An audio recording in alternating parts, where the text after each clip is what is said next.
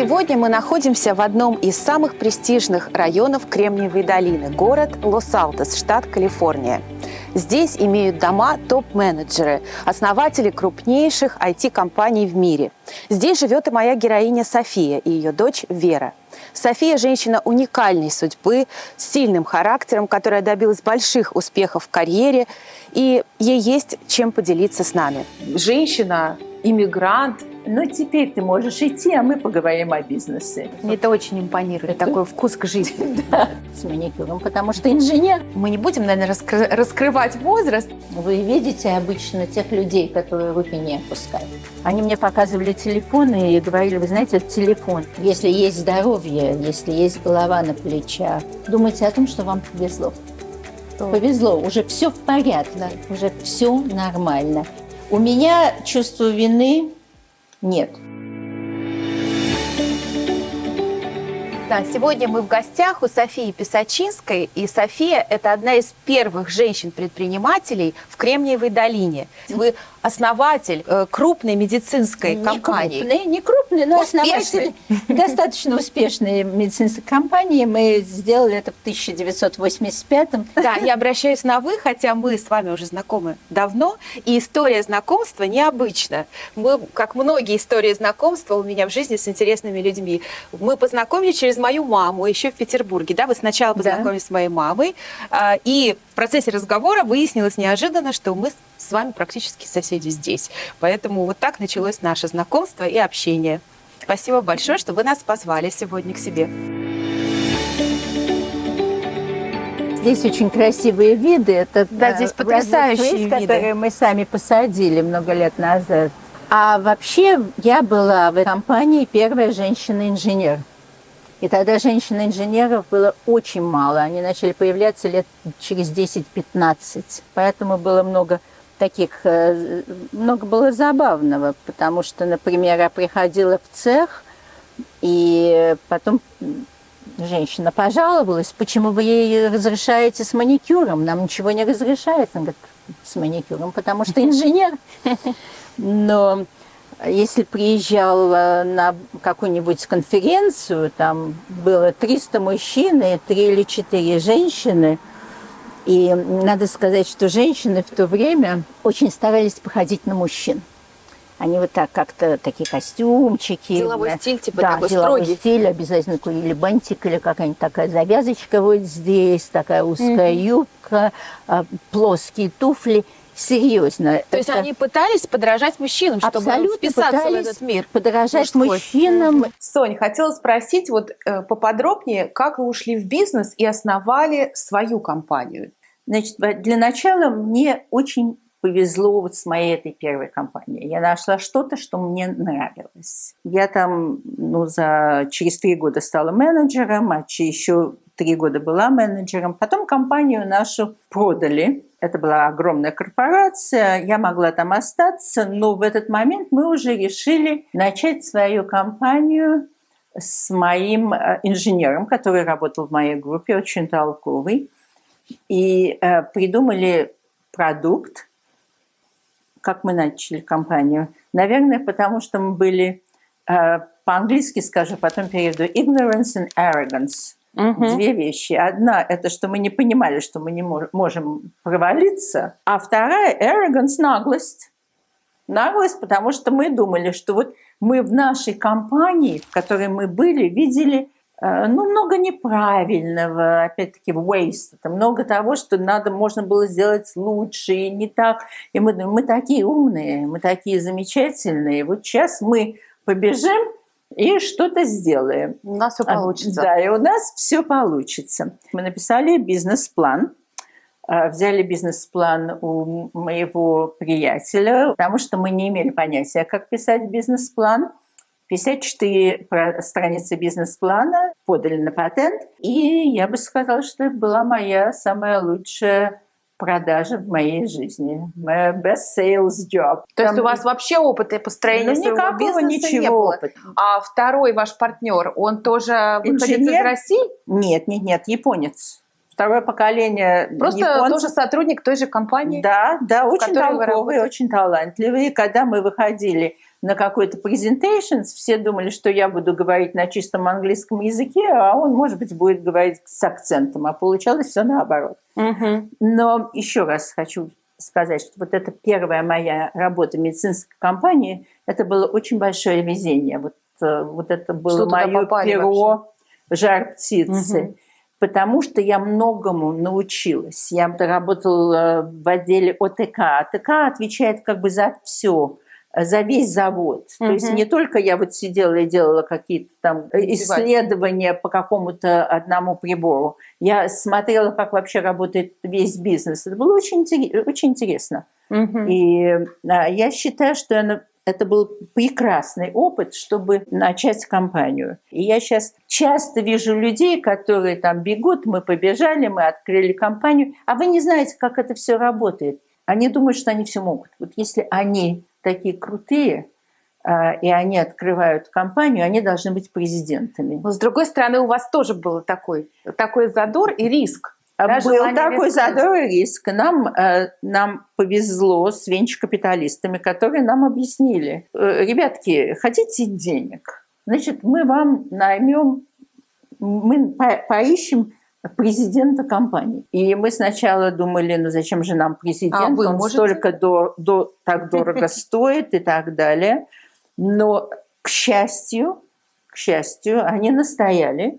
И, к счастью, мы наняли совершенно потрясающего президента, от которого я очень многому научилась. Это был человек, за которым хотелось пойти в атаку. То есть получается, что не всегда основатель компании может быть президентом ее, да? Это должен быть обязательно хороший лидер, который ее ведет. Если честно, большей частью основатель компании не может быть президентом. Второе правильное решение. В первой компании у меня это получилось, во второй нет. Но очень важно, кто будут ваши финансисты. И финансисты, конечно, у вас поначалу попросят больше 50%. И вы должны думать о том, что когда вы продаете вашу идею, вашу компанию, это ничего не стоит. И у вас может быть 100% от ничего. А через несколько лет у вас будет, там, я не знаю, может быть 10%, но этот пай, вот этот пирог, он будет не стоить 1 миллион, а он будет стоить 20 миллионов. Так что больше? Вы приехали с мужем и с дочкой сюда в 1976 году. Это почти 50 лет назад. Да, декабрь 1976 года. Это называется третья волна эмиграции. 70-е годы, когда приезжали сюда известные выдающиеся личности, писатели, поэты, Иосиф Бродский, тоже 70-е годы переехал, Михаил Барышников, Эрнст Неизвестный, ну вот такие люди, да? Мы ехали по еврейской линии, и 76-й год был первый год, когда поехало очень много эмигрантов. Мой муж был большой антисоветчик, и как-то все понимали, что он был математиком, и что мы уедем.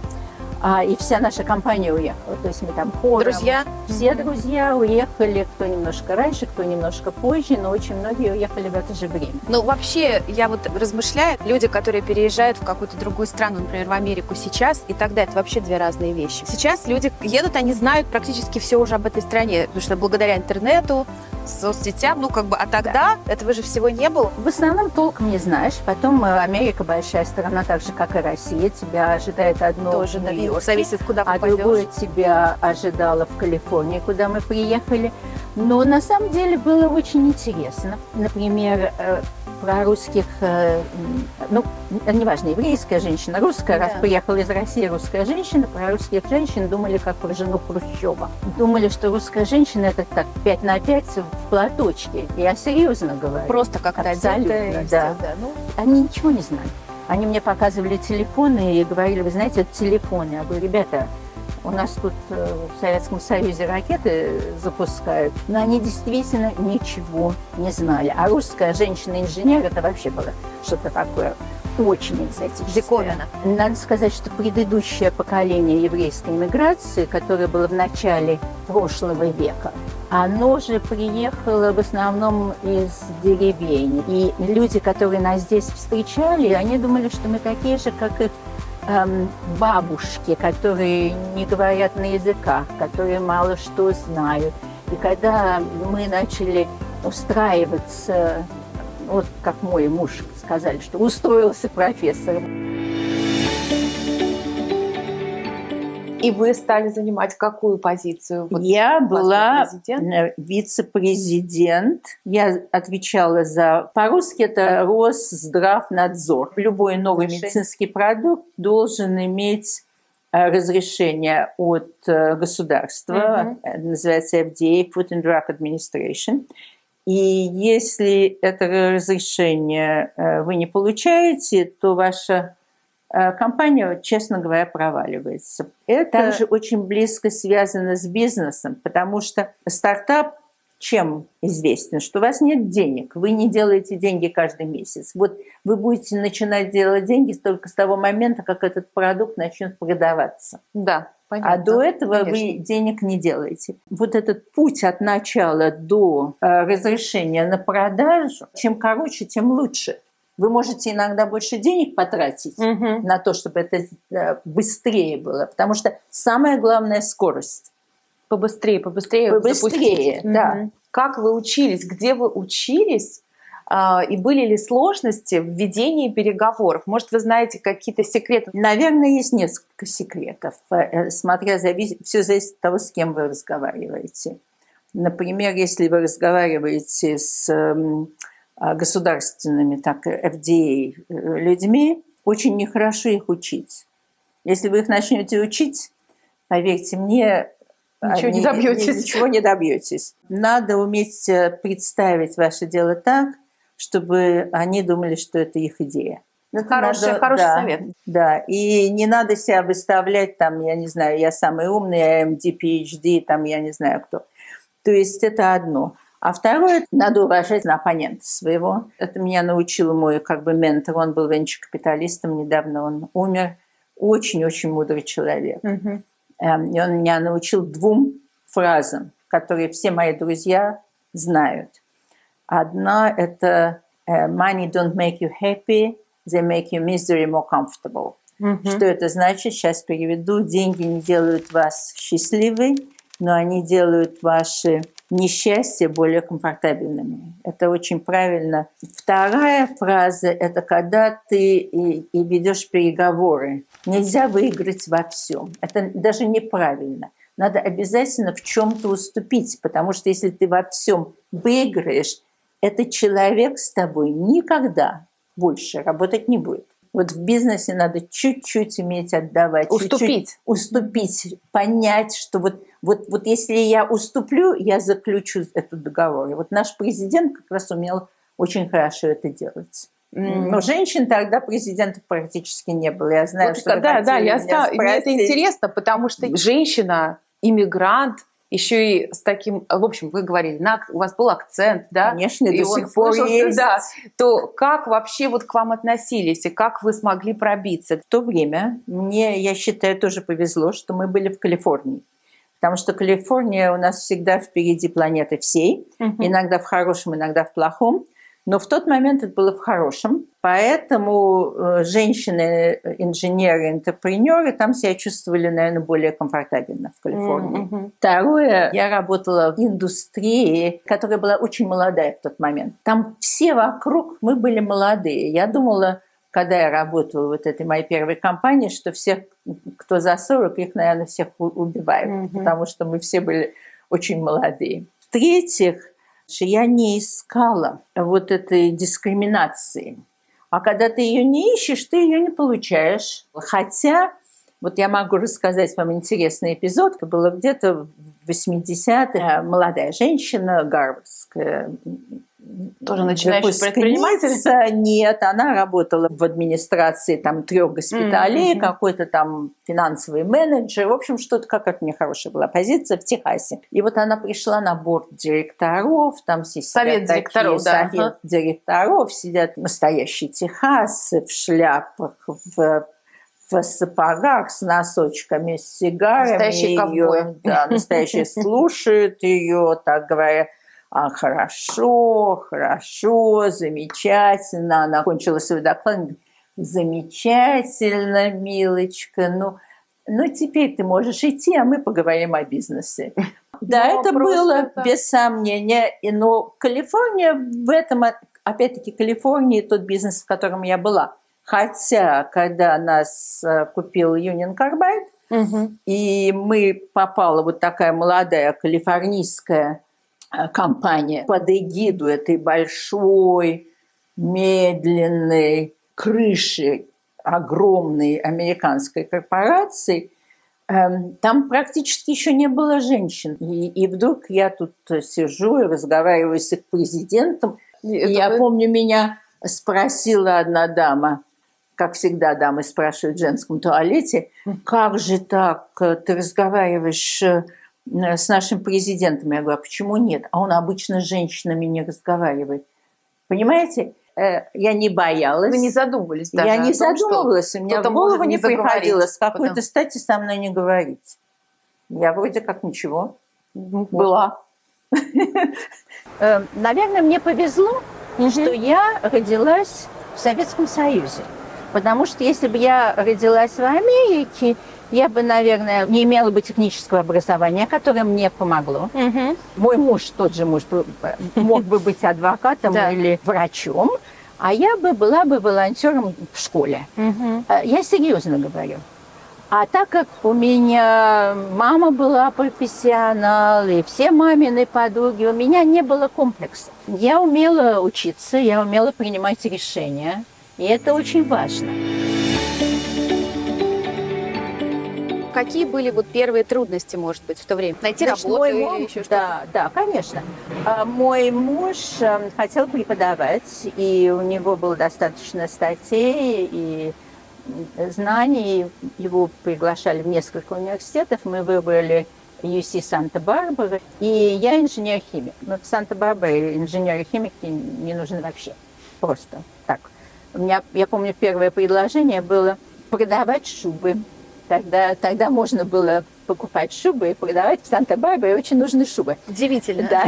Я отказалась. Если говорить о везении, мне очень сильно повезло один раз. Потому что я случайно встретила человека, который работал в медицинской компании в Санта-Барбаре. И он искал себе инженера.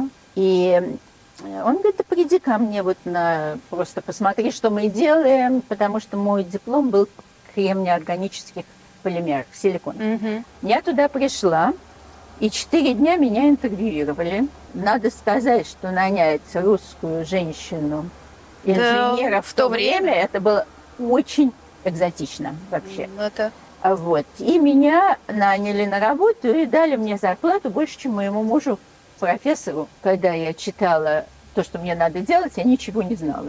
Ничего не понимала. Думаю, разберусь как-нибудь. Мне было страшно принять такое предложение. А что я теряла?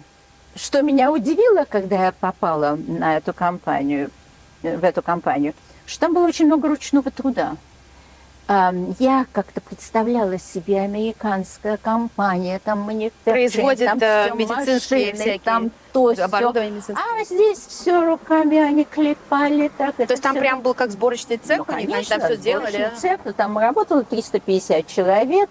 Компания называлась American Hospital Supply, это одна из дивизий. Они делали все из силиконовых полимеров, включая протезы для груди, включая протезы для мужской импотенции и клапаны для головного мозга, в общем, много чего интересного.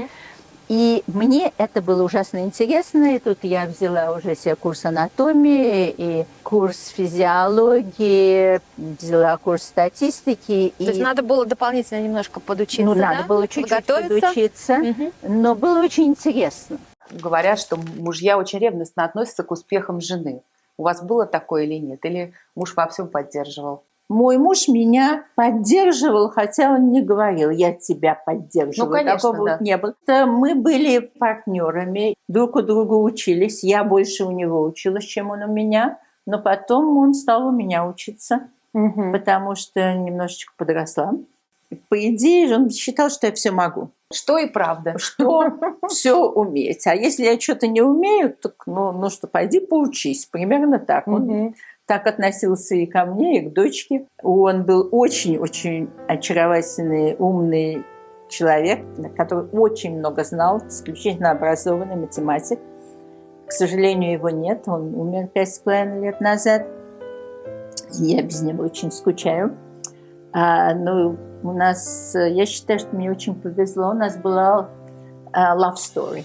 Я знаю уже от вас, что он стал и общался с выдающимися людьми того времени, художниками и писателями. Да, мы все общались с ними. Ну, что так...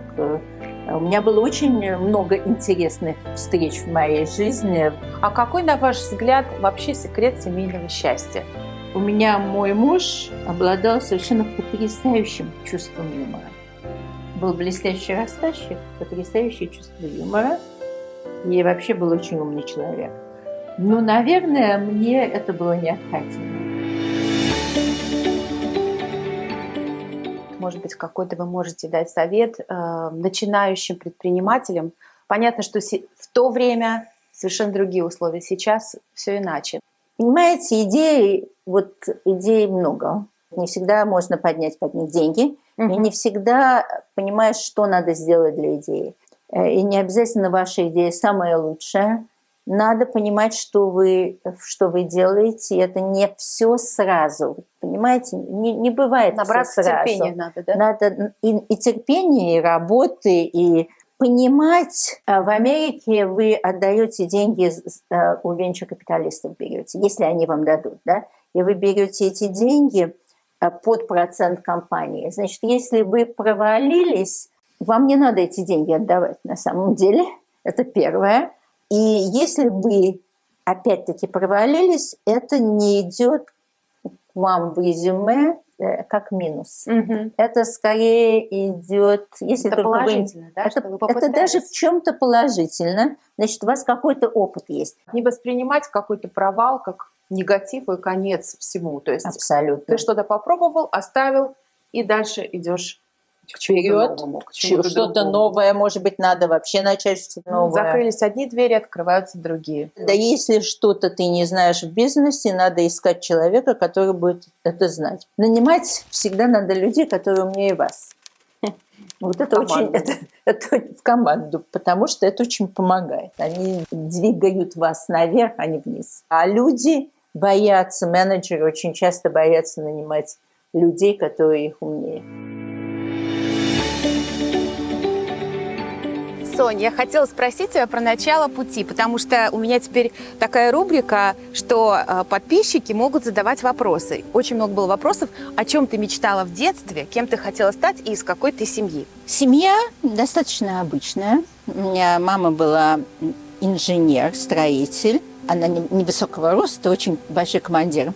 А мама вообще-то у меня очень интересный человек. Она пережила всю блокаду вместе с бабушкой. Они никуда не уезжали. Она была бригадиром команды, которая тушила зажигательные бомбы на крыше. Один раз даже с крыши летела, но сама выбралась. А папа был врачом. Они познакомились после войны. Во время войны он был начальником поезда госпиталя, который двигался вместе с армией и дошел до Берлина. И он из очень простой семьи, мама моя из Петербурга, по какому-то там 4-му, 5-му поколению, а папа из очень простой семьи, и папа всегда слушал маму. Так что мама... Ну, надо сказать, что мама жива, здорова, и сколько ей лет сейчас? Маме сейчас 103, она жива, ну, не совсем здорова, у нее с памятью возраст. плохо, но иногда говорит очень смешные вещи. 103 можно 103, позволить себе да. немножко что-то И забывать. борется, что очень интересно. Она такая борется за жизнь. Я не знаю зачем, но борется. Мне кажется, что вам передался этот характер от мамы, вот такой борьбы, да, такой, наверное. такой стойк. Да, только я гораздо более на компромиссы легче иду. Мама на компромиссы не шла никогда. Бабушка тоже не шла никогда. Бабушка у меня была очень красивая женщина, она меня растила. Она была такая красивая, что когда мы шли по улице, ей уже было 70, на нее оборачивались, чтобы было понятно. Она была похожа на Веру Холодную. Так что работала она после революции с беспризорниками. Так что вы понимаете, какой был у нее характер. И кем мечтали стать в детстве? Вот вопрос, который прислали. Ну, я занималась в детстве фигурным катанием. Мечта у меня была очень глупая. Мне хотелось быть мастером спорта. До мастера спорта я не дошла, потому что талантов было мало, и вообще спортивного задора было мало. Поэтому с этой мечтой ничего не случилось. Вопрос поступил от подписчиков. Как вообще, с чего здесь начинать тем, кто только приехал? Первое, учить язык без сомнения. Просто Номер учить. Ну, как это, не обязательно номер один. Но без языка ничего, не стараться жить чисто в русской комьюнити. Я тоже так считаю, да. Пытаться любыми путями говорить, искать общение американского, даже если этого не хочется, даже если этот человек вам не нравится поначалу, чтобы говорить. Второе, не бояться никакой работы. Мы знаем успешных людей, которые начали с того, что сами убирали дома, и ничего в этом плохого нет, не вижу. А потом начали нанимать других, а потом из этого перешли к ремонтам и так далее. На мой взгляд, я очень не люблю людей, которые сидят на welfare, не работают. Очень на не люблю, на пособии. Я считаю, что это очень... Если они могут по здоровью, по возрасту работать, надо работать. И опять-таки надо понять, что Калифорния, Цинциннати или Коламбус – это огромная разница. Огромная разница в философии, психологии, во всем. Не надо бояться, что вы переедете куда-то туда, где мало русских, потому что поначалу, мне кажется, это преимущество. Вот я не сказала парочку еще вещей, которые мне бы хотелось посоветовать тем, кто приехал, или тем, кто начинает компании и так далее. Вот это, наверное, можно, есть английское замечательное слово attitude. Attitude в переводе обозначает отношение к жизни. И надо относиться к жизни положительно. Если есть здоровье, если есть голова на плечах, и друзья, и специальность, думайте о том, что вам повезло. Повезло, уже все в порядке, уже все нормально. И я это очень хорошо поняла на себе, когда диагностировали мою дочку с очень редкой и очень сложной генетической неврологической болезнью. Да. Она называется Late Onset Tay-Sachs. Заболевание, я читала, это заболевание болезнь Tay-Sachs, но для взрослых.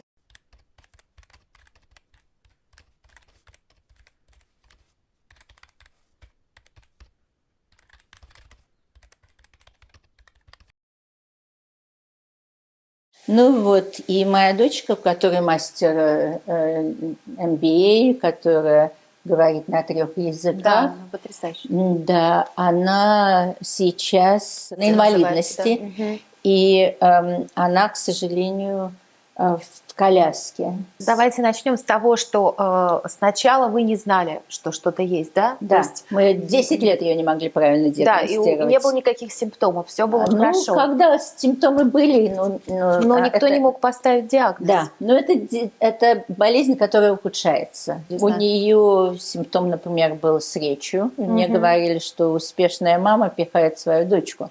Ага, так что, да. Вот, это, кстати, важный вопрос, потому что сразу начинают обвинять родителей или мам, что если что-то не так, и движение, да, по-моему, задевает. Ну да, конечно, она начала падать, ей стало трудно ходить по лестнице. Болезнь Tay-Sachs очень сложно определить, потому что похожа на другие заболевания, как, например, рассеянный склероз. Взрослую болезнь Tay-Sachs очень сложно определить. Не тех можно диагнозы поставить. Надо понимать, надо генетику сделать, надо понимать в этой болезни.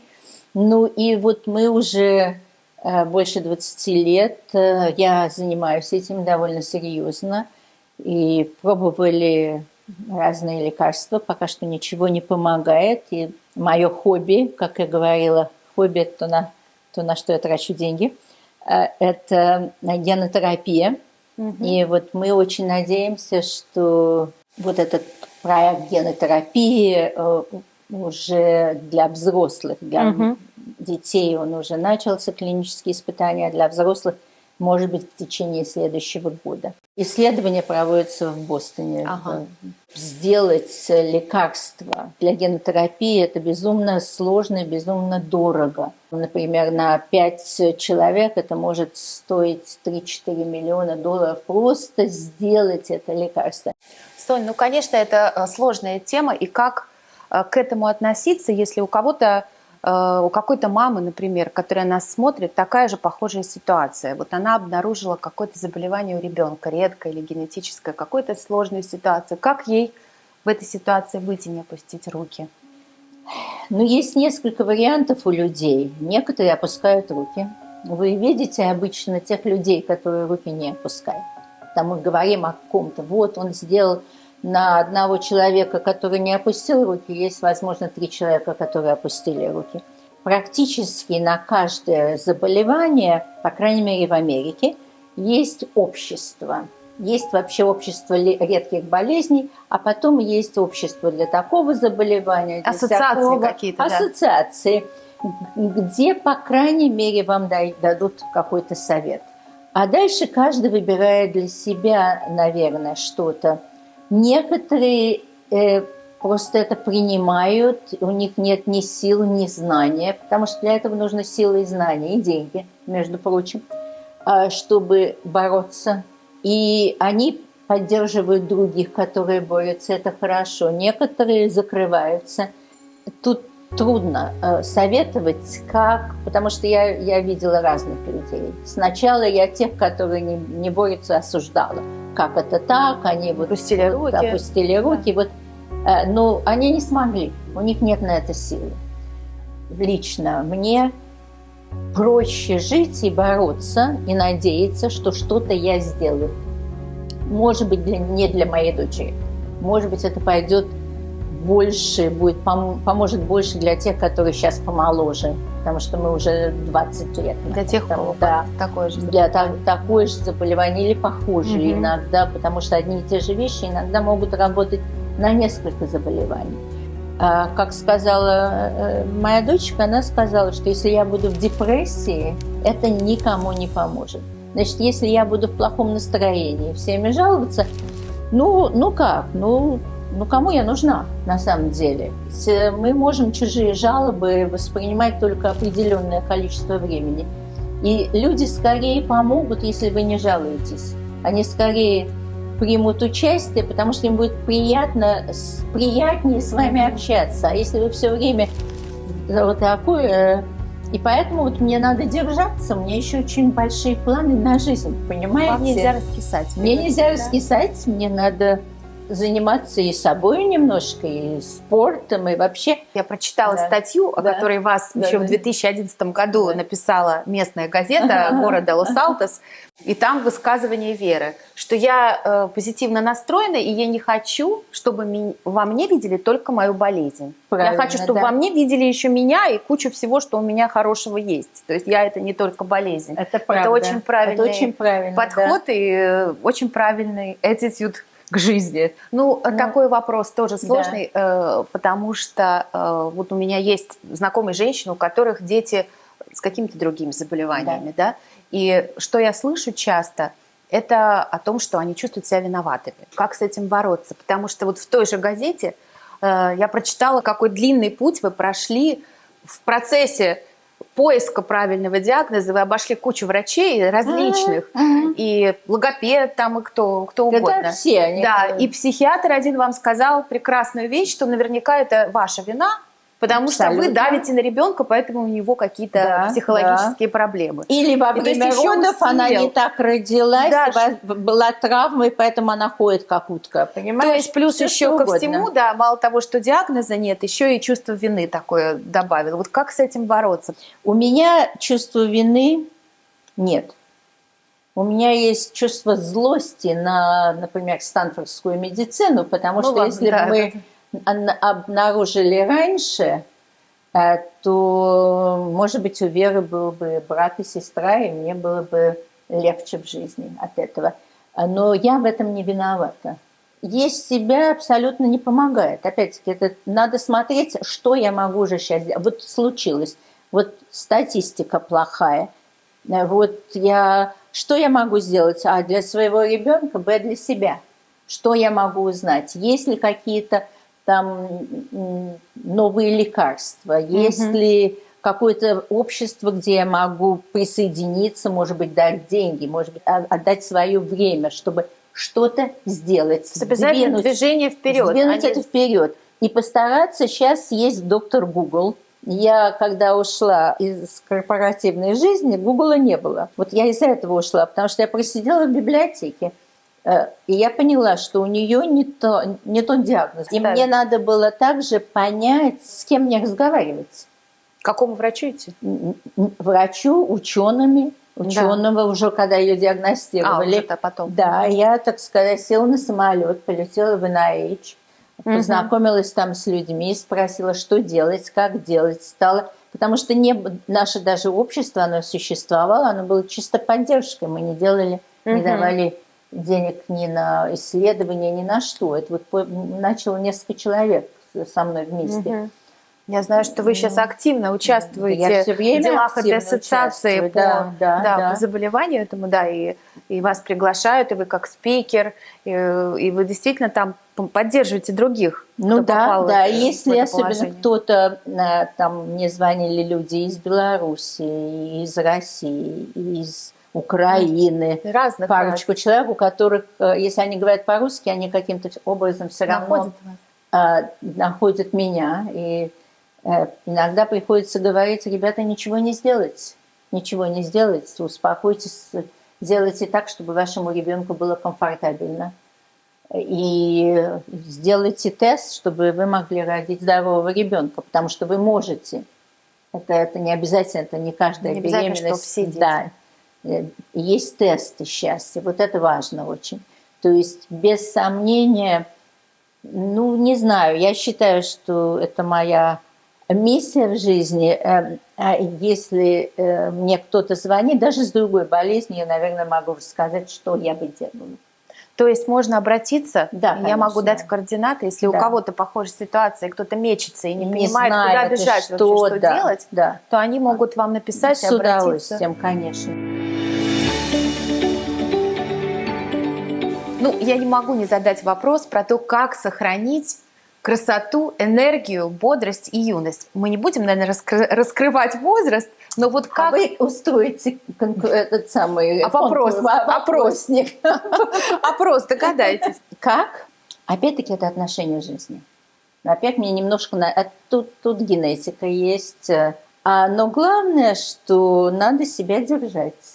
Вот нельзя раскисать, наверное. Нельзя раскисать, нельзя опускать руки, нельзя говорить: ой, да я не хочу, да я съем еще 3-й кусок пирога. Вот, то есть организация такая, себя организовывать. В общем, да, это отношение к жизни. А у меня еще, я же уже сказала, у меня цели есть. Мне нельзя плохо выглядеть. Ведь есть русская замечательная, встречают по одежке, встречают по тому, как ты выглядишь. Вот я приду такая, и все скажут: что она может? Она же придет домой и спать ляжет. Плюс я люблю хорошо выглядеть, я люблю получать комплименты, в конце концов. Мне это очень импонирует, такой вкус к жизни. Это очень важно.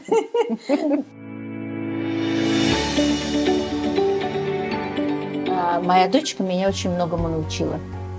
Она мне сказала как-то: мама, если я буду в депрессии, это никому не поможет. И у нее отношение к жизни просто замечательное. Потрясающе.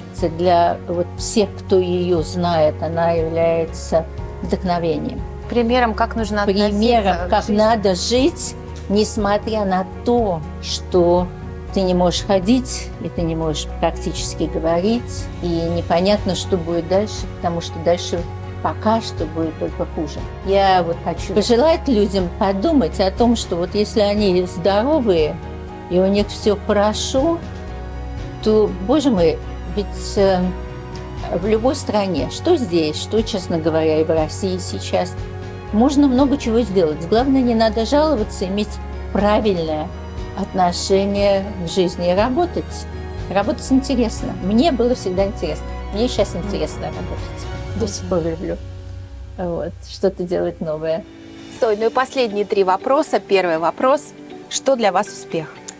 Я не ставлю перед собой таких всеобъемлющих целей. Для меня успех будет, если мы найдем, в данном случае, если мы найдем лекарство, которое поможет моей дочери. Для меня это будет огромный успех и самый большой успех в моей жизни, если это получится. Я желаю, чтобы так и было. Да. В чем смысл жизни? Ну, наверное, я люблю людей. И поэтому для меня смысл жизни есть в любви, в дружбе, в общении. Наверное, вот в этом. И последний вопрос. Во что вы верите? Во-первых, я верю в себя. Во-вторых, я верю в науку. Я верю в людей. Не во всех, конечно, но я верю в людей, которые эту науку, так сказать, развивают. К сожалению, мне немножко трудно, потому что я агностик. И это, к сожалению, потому что было бы проще, если бы я верила в Бога. Спасибо.